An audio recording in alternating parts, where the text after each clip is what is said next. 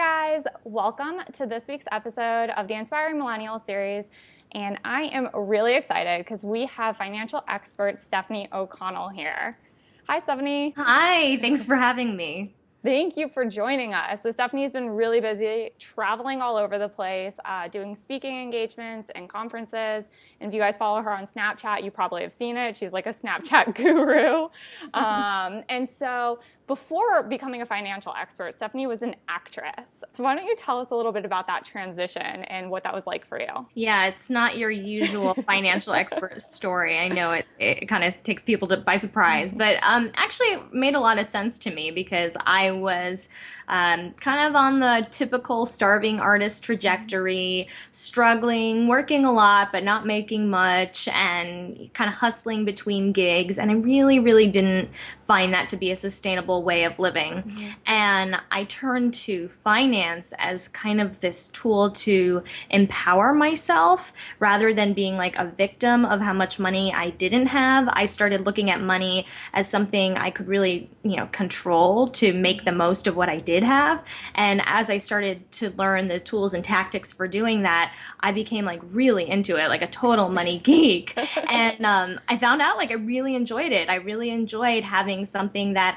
I could not only control but understand and then like make more of by starting my own business. So it's really just been a wild ride, kind of just taking a new approach to money that isn't like boring and I don't know, really difficult to understand, but that's human and real and applies to you and me and everyone who's just kind of trying to figure it out. Definitely. And I love how you kind of talk about using money as a tool in your life, how like taking that control and getting it to work for you rather than essentially being a slave to it. And I know you go on the streets of New York City a lot and Snapchat and ask people lots of questions to really get that money conversation open with millennials. And recently you did one where you were asking about internships and working for free and things of that nature. So kind of when you share what your take is, because I know we have a lot of college listeners, about how they should approach the money conversation with internships or first-time employers. Yeah, so it's not easy. Like there's no right or wrong one-size-fits-all answer. I'm not a huge advocate of working for free. That said, if you're going to get massive value out of something, then yeah, like you can definitely leverage an opportunity that isn't necessarily monetary to advance your career. That said, like don't make sure it's not like some promise. Make sure it's something really tangible and measurable that has been proven before in past performance from other people who worked there and then got a job, or from other people who worked interned there or got an immediate connection, or some kind of like ultimate leverage that you can actually use, not something you maybe someday might be able to get exposure for. That's just not going to cut it. I totally agree. And would you kind of say, especially because a lot of internships now, or a lot of millennials now are starting their own side hustles. Yeah. So what about even leveraging skills developed in their internship for a portfolio or setting up their own professional-based website? So that way maybe there's not a guarantee with that employer that there's going to be some tangible from them at the end, but creating that kind of future or destiny for yourself. Yeah, I think everybody should be doing that, whether you're an intern, whether you're in college, whether you're in high school. Like everybody has a unique skill set. Everybody has unique experiences. Everybody has unique knowledge. And the fact is we tend to overlook that because we take it for granted, because it's what we already know, because we're experts at ourselves. But each of us is our own expert at something to someone else. So like if we can identify what those unique skills, experiences, and knowledge are and start finding ways to leverage them online into a side hustle, into content, into a portfolio, then we are really positioning ourselves to take huge leaps in our careers. Awesome. And so at what point did you have that defining moment where you're like, I'm an expert at this now. Like, I'm going to make this my career. I'm going to go full throttle on turning this into a real business. Like, what was that defining moment? I don't know that there was the embracing of the expert in me for a while. That said, like, I definitely knew I was providing value to people because especially coming from an arts background, especially being in New York City, like money is a struggle for so many people. And I had really found a way to approach it in a way that made sense and that was human and authentic. And that was something that wasn't really happening with my peers or my friends or anybody else I knew. And just kind of sharing my experience even though I wasn't technically an expert at that point, still clearly provided value. People were still seeing results, still saying, oh my gosh, thank you for framing it this way for me. And then as you start to build up that experience, yeah, you start to take ownership of the expertise. And as soon as I really, had spent several years working in the space and getting actually paid for my work, well, then I'm like, well, I'm a professional. That is, like, by definition what it means to be a professional. So then I was like, okay, I guess it's official. So we have, I think one of the common questions for people that want to start a business is where did you find that first paid gig? Yeah. So I started with a blog, and I did not make anything off of my blog for about a year.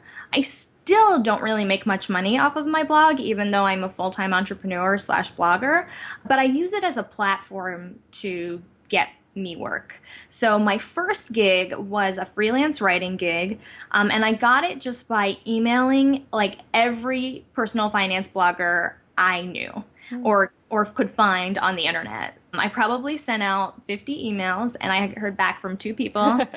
And I got a gig writing for $30 a post, which is not very much. But that was like the beginning. That's what got the ball rolling. And would you say for freelance writers, because I know we have a lot of bloggers that come through the Confused Millennial that would be pitching themselves, what range should they really be starting to pitch for freelance writing? It really depends on your target market. So my target market to begin with was other bloggers. Bloggers, generally speaking, an individual like me, don't really have a huge budget for writers. That said, if you're pitching a startup, if you're pitching a small business that has a content budget, maybe you can pitch $100, maybe you can pitch $200. If you do build up to the point that you're pitching Fortune 500 companies, yeah, you can ask for at least $1,000. So like, it's just knowing what your market is and what, being realistic about what they can afford. Definitely. And I love just how open you are with numbers. I remember some people probably think that's distasteful, but I find it motivating, so I think it's important to share. No, I think, I remember being in my master's degree, and one of my professors like sat us all down one day and like it wasn't a senior seminar, but it was like one of the final classes of the degree. And he was like, listen, we're all going to talk about what our salaries are and what we can all be expecting to get and negotiating at the end of your internships. And I had already gotten hired halfway through my master's degree, and I had already negotiated a few different positions, and I was making about 40% more than the rest of my classmates. Ooh. Yeah. and this was before I actually even had a degree for counseling yet. And so I have kind of gotten into this place, and how I even negotiated that salary was when I was interning for a week at a company that ended up hiring me. They asked me to send them a range, and so I went around and asked everybody, what range would you suggest? And really having that money conversation and seeing how uncomfortable it made some people, very guarded, like, I don't know if we should be talking about this. I'm like, I'm not asking how much you make. I'm asking what range I should ask for. Right. And just, we as employees or as solopreneurs and things like that, we're not doing ourselves any favors by necessarily hiding those numbers from one another, because that's putting the power in the other person's hand who's paying us. So if we know what industry standard is, if we can get a better idea of what our worth is or our value is, I think it just makes it so much easier for all of us. Yeah, you're so right. Like, a rising tide lifts all boats. So it's really in our best interest to make sure that we're all charging at least somewhat in alignment with one another, so that we're not devaluing the value of the work. Because I do see that happening, to be totally honest, like especially in writing and in media. Like, people are writing for $100, like in certain outlets that you really should be charging like $500 for. And it's really disruptive to everybody else who makes their living that way, because, basically this is why unions exist. It's to protect everybody else in the business, including you. So, yeah, it's definitely tricky, but that's why it's so important to have that honest and open dialogue with other people. And I straight up ask people, like, I will email people that I know and I know are willing to have this dialogue with me and be like, have you done a campaign with so-and-so? What was the rate? Are you comfortable sharing it? So it's great. And so from the freelance writing gig, because you have a few different revenue streams set up. So first of all, what are those exactly? Yeah, I just wrote a post about this, so I'll do my best to recall. So it's never like something constant. Like I never know what it's going to be. And that is both nerve-wracking and exciting. Uh, The life so of an entrepreneur. yes, exactly. So yes, I freelance write. I also copyright, which is like another version of freelance writing, basically. I also speak, so that's one of my favorite things to do, and I'm hoping to do more of, both like at conferences and then giving workshops, both in personal finance and in entrepreneurship, and even a little bit in like branding and marketing, because I am like very millennial focused, so that's like a hot topic for companies trying to reach millennials. In case anybody wants a in-demand niche. Um, the other things I do, I do branded campaigns. So, since I work in personal finance and I'm an influencer with a following, a company will work with me for a month and we'll create a campaign around, let's say, improving your credit or building your savings, and they'll kind of sponsor all the posts and videos I do for the month. I like those because they give me a lot more flexibility. Those are awesome, it sounds like. Yeah. Do they approach you or do you approach them? It's a little bit of a combination of both. Ultimately, they have to like, generally what happens is like I'll make a relationship with them and follow up with them, and this could be like 6 months to 2 years in the making. And then they'll be like, oh, hey, we have this new product that we're working on and it's all about student loan debt repayment, and you want to check it out, and if you like it, is it something that you'd be willing to talk about on your blog? And then okay, well then like 3 months later something becomes of it. So it really is a long-term game, and I've honestly been planting these seeds in actually every revenue stream I have, from freelance writing to copywriting to speaking to this. They're all kind of like, they circle back around whenever they circle back around, and they're really kind of a long-term game, and I never know when the payoff is going to come.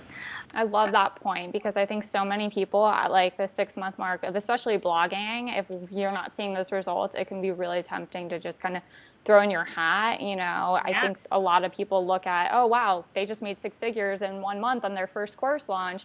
And what you don't know is, yeah, they made 6 figures, but they paid, 75% of that to affiliates. So they actually only ended up pocketing, $1,000 from that. You don't actually know. There's a lot of creative ways to phrase those types of marketing things. So I really appreciate that. It is a long game. You don't know when that stuff's going to come back around to pay off. And so being patient is really important. I think you make a good point about like, you really don't know what the other numbers are. And this is a hard lesson learned for me, was like the difference between revenue and income is like something I've been really hit hard with, like major reality check. Like I'm a business, so great. Like my revenues pretty stellar, but my income is honestly like not that impressive. So by the time I factor in the cost of building my business and growing my business, and just the more it grows, the more expenses I have.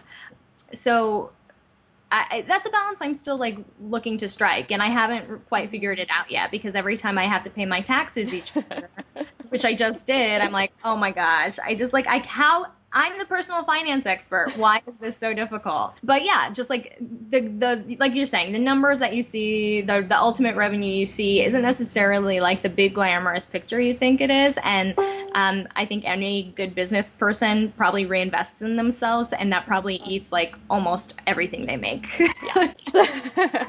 It is very, very true. Yes. Yeah, so that's actually a fantastic point, because I think that especially as online entrepreneurs, it can be so easy to get caught up in that comparison game. Like I always kind of go back to this last season of Girls, when Jessa and Hannah are at like the yogurt shop, and Jessa's like tearing Hannah apart, and she's like, you consume too much of other people's bullshit. Like you've stopped writing, you've stopped following your passion because you've gotten so caught up with everybody else. And like that has just struck such a hard chord for me, because I have found that to be true for myself, and especially when it comes to revenue versus income. Yeah. So I'm really curious, because you said speaking is one of your favorite things, and it's definitely one of my favorite things to do as well. Where did you start finding those first paid speaking engagements? So this seems to be a common thread along when I'm trying to break into a new market. I just like cast my net really, really wide.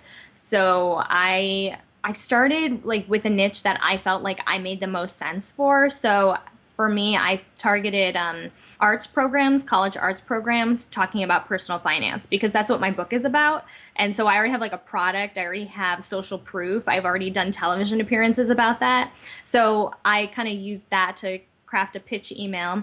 And then I painstakingly Googled like best arts programs, college theater arts programs. And I got a list of like 90 schools. And again, like 2 got back to me. And I booked my first speaking gig at a college on Long Island. So that was the tactic I used.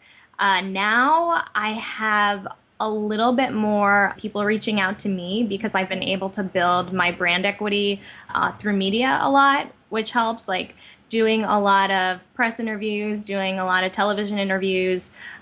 There's just like a lot more opportunity for people to find me. Mm-hmm. And then the other thing has been building out my network.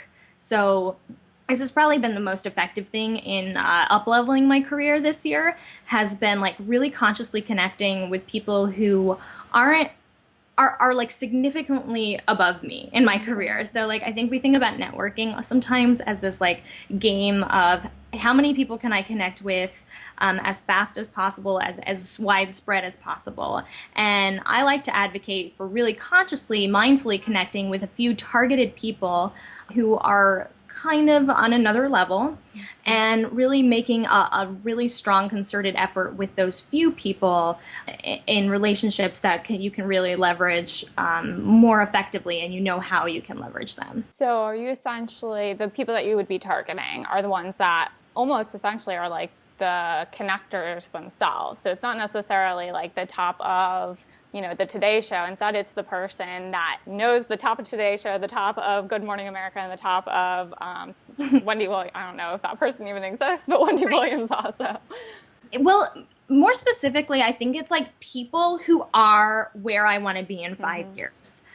So what happens is like they grow past a point in which they start turning things down. And I want to be there to be the person they hand those opportunities off to. And to do that, like you can't just ask to be that person. You have to add value to them. And that takes a lot of effort, and it takes a lot of time. And it really does mean building a relationship that isn't just like what's in it for me, even though like, yes, you do have to ask yourself that question. But it's really starting the relationship with what can I provide them that would make it fit for them. So that takes time. Yeah, that definitely takes time. And to even make that broader than just speaking, that's, a tactic for even job seekers and things like that. That might be playing that long haul game of, okay, I'm entry level right now, but in 5 years, I want to be mid-level or even a manager. And so how do you even identify like ways to provide value to people? I think that's one of those things where we're very me focused. And so I think it's hard to see beyond ourselves. Oh yeah, I struggle with this question all the time, and it's kind of like that imposter syndrome, like what could I be an expert at? It's the same thing. It's like we just kind of take for granted the things that we're already good at and the things that we already have to offer. For example, I live in New York City. That's a huge value add to somebody who's visiting town. Like, and it's so simple. There's nothing particularly special or unique about it, but I have hosted people I wanted to connect with in my home. I met them at a conference. They say they're coming to New York. I'm like, well, if you ever need a place to crash, and I mean it, hit me up. And now not only am I providing value to them, I'm also getting an opportunity to have probably a private one-on-one dinner with them, a private one-on-one talk with them. So something that's like really seemingly mundane can be very valuable. Beyond that, also like, what can I do to promote their work? What can I do to connect two high-level people I know together? Like that in and of itself is highly valuable. Maybe don't have something that I can offer, because let's face it, a blog post on my website isn't like some spectacular value add, but like I might know two highly valuable people that I can help synergize together. And then the other thing I've done, which has been really effective, and this is thanks to like a unique platform I have, is I quote people a lot that I want to meet or work with in some of my higher profile pieces. So I write a column for Success Magazine. I used to write a column for US News and World Report. I've done some pieces for Time Magazine. So like that's a huge opportunity for me to say, not only can I, write this piece to get my own brand awareness out there, but I can also use this to quote a person that I eventually want to connect with and use that to build a relationship. So that's been a really huge part. It's so true. I think we forget sometimes how far our reach is and how valuable that is for other people. Just letting them know you're thinking about them. It can, I think all of us experience kind of that loneliness or isolation in being an entrepreneur or solopreneur. And so it's really cool to just be like, oh, wow, so-and-so thought of me or so-and-so connected me. And that can just feel very rewarding in and of itself. Totally. So I absolutely love that. As far as going back a little bit to the speaking stuff, at what point did you, because I know that speaking is one of those areas that's very shadowed in secrecy, if you will. Like, do I ask them to cover transportation? Do I, like, how much should I? Do I ask them what their speaking budget is, or do I just throw out a range that I'd be willing to do it for? Like, how did you even begin to put that jigsaw puzzle together? My policy always is to ask people what their budget is. That's the first thing I do, because I don't want to speak first. Because I know I'll probably way overshoot it or way undershoot it, and I don't want to be there. So sometimes that's hard. Like, sometimes when you ask people what their budget is, they'll be like really weird and like, oh, well, what's your rate? And so like I really work hard to not be the first one to break on the numbers. But I do think that that's a really good way to like get a sense of whether it's the right fit for me rate-wise immediately. And generally speaking, what I do is if it's local, I'll consider doing it for like a stipend, maybe a small amount. But if I'm traveling somewhere, I'm generally doing it for a substantial fee. Like, speaking fees are pretty substantial. So even as a beginner, they're pretty substantial. As soon as you have like at least a speaker reel, at least a few testimonials, like you can charge like $1,000 to $5,000 for one talk. So again, like I'm saying that because I want people to know that what the market rate is for a beginner, so that like we're not all underselling ourselves and bringing everybody's rates down. So that's important to know. Definitely. I spoke for the last 5 years for a nonprofit organization. So obviously that's local and it's a stipend and they don't have a ton of money. So that was, $25 for a speaking engagement, and that's nonprofit. As local businesses have seen me and things like that, they're like, oh, I'd love to have you come back and do a talk on entrepreneurship, this, that, or the other. And when I bring up, okay, well, what's your budget? All of a sudden, because they're used to the nonprofit not charging, that conversation shifts a lot. And so I think a lot of people think when you're doing a speaking engagement, they're doing you a favor because it's more exposure to potential clients. And so it can be really hard to not get into our own heads and doubt ourselves as we kind of take ownership of our craft or our skill set. That's true across everything. Like, I've experienced that with freelance writing. I've experienced that with like social media campaigns. And like, I've been really vigilant about really saying no if they come back to me with like, oh, well, we thought this was like a favor to you. And I'm like, well, it's not, and I think it's important to let them know that it's not in a rude way, but in a really professional way, because honestly, it's kind of insulting for people that ask you to do stuff, especially something as intensive as speaking that takes hours of preparation, travel, etc. So like, I definitely am pushing back against that kind of sensibility, and I encourage people to do that as well. Totally. Especially when you're an employee or a job seeker, we always there's so much talk about negotiating your salary, because if you don't negotiate it, especially in your first job or two, you're leaving money on the table for your future earning potential. Yeah. And I think it's really hard for entrepreneurs to pull that lesson into setting their rates and things like that, because it's so much of, well, I just need visibility. I need visibility. But that's going to take a toll mentally on you, and the energy that you start putting out to negotiate those future earning potentials and setting those future rates for yourselves as you set that up as a strong revenue stream. Exactly. And I think, you know where you're going to get visibility, or where you should expect to get visibility. Like you're saying, like a nonprofit, like, okay, like I get it. But if you're like a company that has a substantial budget, like enough to put out a Super Bowl ad, then don't ask me to come speak for free, because I know how much that ad costs. Like, that really bothers me. And this has happened to me. So, I can imagine. So switching gears a little bit to your book, Yeah. The Broke Beautiful Life? Am I butchering that? Broke and Beautiful Life. So when did that get published and how did all of that come to? I wish I had a better story because it's really not that interesting. So The Broke and Beautiful Life was the name of my blog when I started. I've since rebranded just to my name, Stefanie O'Connell, because turns out companies don't like to work with you if you have broke in your name. But also I outgrew being broke, which means the book was effective. But so going back, that was the name on my blog, and honestly, a small publisher just contacted me and was like, "Oh, we really like your blog. Would you be interested in turning it into a book?" And I was like, oh, "Okay." Like, I was small potatoes, so I didn't really pursue book publishing really consciously or informed.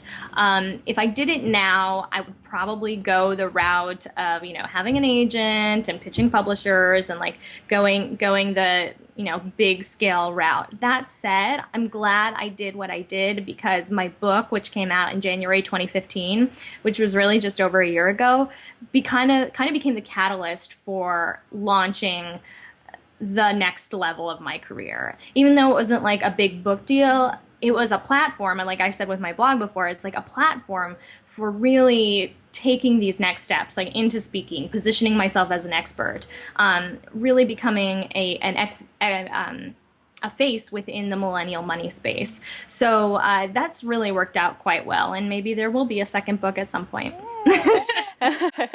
No, that's fantastic. I think, especially for a lot of bloggers, it's like, I mean, you essentially are writing a book anyway with all the posts you put out there. Pretty much. That's what I did. It's just kind of like my blog and a book. That's awesome. So you actually never went the self-publishing route. You were approached and all of that. It's so cool. We recently had another guest, Kayla Buell, who also got approached through her blog to write a book and just turned that in. Yeah. So that's really like inspirational. It's not uncommon. So kind of we're moving into like the final minutes here and things like that. Well, oh my God, there's two big things I need to ask you. Number one, because I know you love your TV and things like that. Well, first of all, what are you currently watching? Veep. Which is hilarious. Well, basically, so this is like just the round of HBO shows that's just wrapping up. With Veep, Silicon Valley, and and Game of Thrones. So that's my Sunday nights right now. But I just finished The Good Wife. I just finished rewatching The Office. I watch a lot of television. I know, that's why I'm asking. It's kind of terrible. It's crazy. But like, I really do consider myself at the end of the day a storyteller more than anything else. So kind of it's my business. That's what I tell people too. And I listen to tons of podcasts too. So between like television and podcasts, I'm probably like listening or watching something like half of the day. Awesome. That's fantastic. Who would you say are one or two characters that just represent you as a person and why? Oh my God. On television? I asked Teo this question too. That's really hard.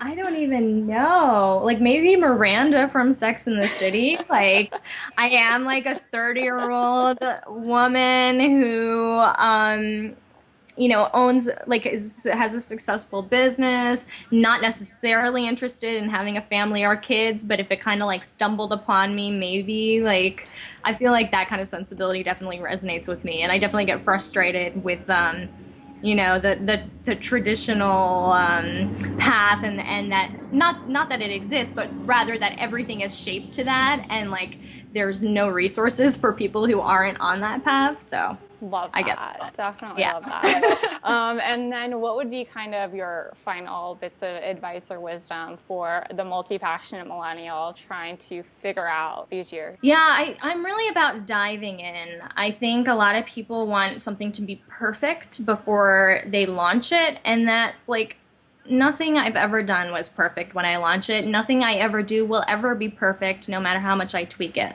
My book, if I did it now, I would do it differently, but I wouldn't go back and change it. So, and I think it's important to remember because it just hangs people up. They get caught up and then they don't do anything, and that's the absolute worst thing you can do. So dive in and be bold and like it's a numbers game. Go send out 100 emails, like, to get your one response, because that's how it's built. Definitely. It reminds me of actually like episode 6 or 7 of this episode or of this season of Silicon Valley when they're like, Richard, just get the beta out. It's going to be shit, yes. But that's what it's supposed to be. Exactly. Minimum viable product. Exactly. So that's fantastic. Thank you so much again, Stefanie, for making the time for us. Make sure you grab her book, follow her on Snapchat. I'm going to include the links to her website and all her social media stuff in the blog post. So thank you. Thank you.